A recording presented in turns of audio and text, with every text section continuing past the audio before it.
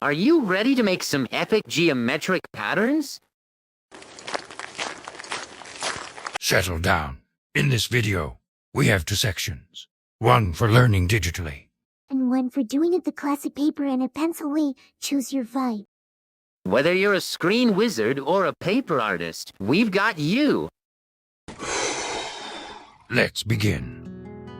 Start by drawing a horizontal line. Draw a circle at the center. Using your compass, draw two circles of the same radius on points A and B respectively. Now place the compass on points A and B and draw two arcs above the center circle so they intersect. Repeat the same process below the center circle. Connect the intersecting arcs with the vertical line. Place the compass on points A and B again and draw two circles of the same radius as the original one. Connect these four intersection points to form a square. Draw diagonals connecting A to B and C to D. You now have four intersection points. Connect them using your ruler. Connect these 4 points to form a diamond. Focus on these 8 points now. Connect opposite points carefully so every line passes through the center of the circle. This is a very crucial step, so make sure it passes exactly through them. Place your compass on the red dot along the blue line and draw a circle that intersects the purple dots. Draw a smaller circle inside the center circle so it just touches the previous circle.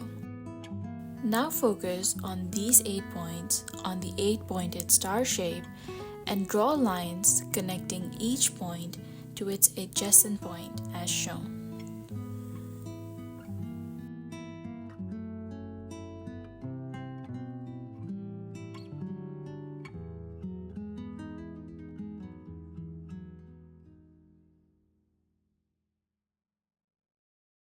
Next comes the tricky part. Using the 8 points on the inner circle, draw 8 construction lines very carefully. Use pink lines as outer boundaries and green lines as inner boundaries. Start connecting the red dots from the pink line and stop at the green line.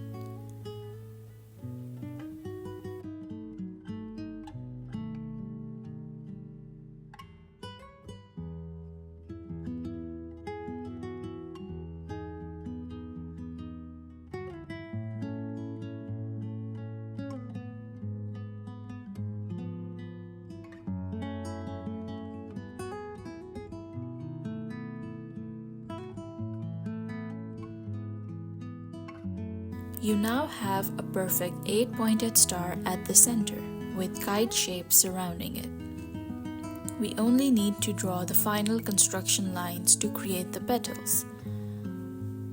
Connect the indicated points but don't bridge the gaps. For better understanding, consider these as two squares. Connect them but leave the gaps unconnected.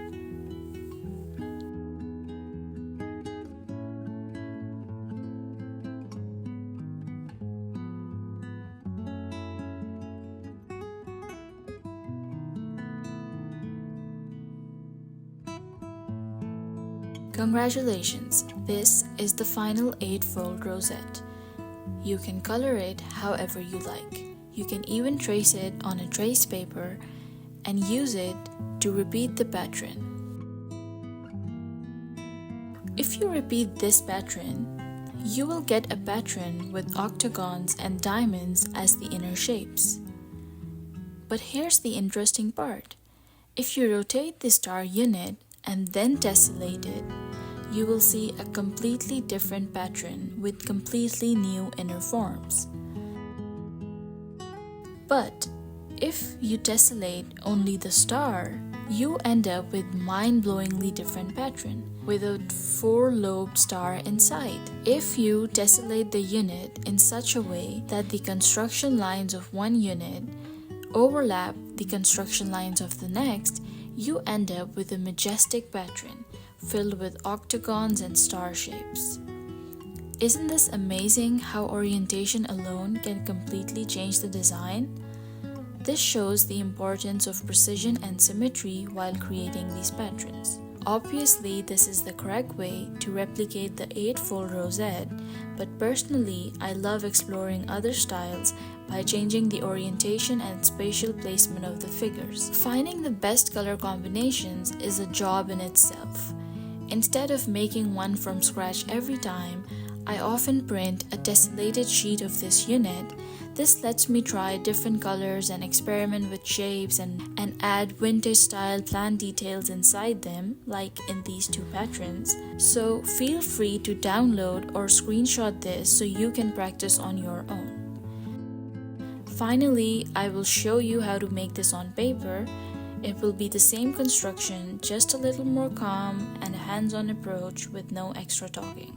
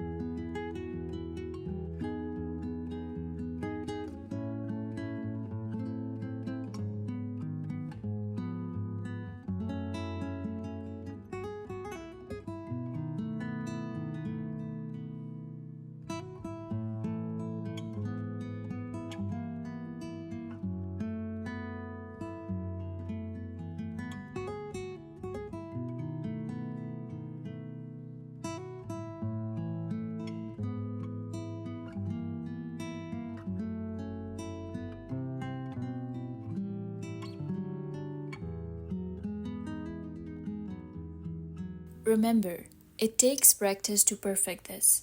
Even after making it a gazillion times, I still mess up.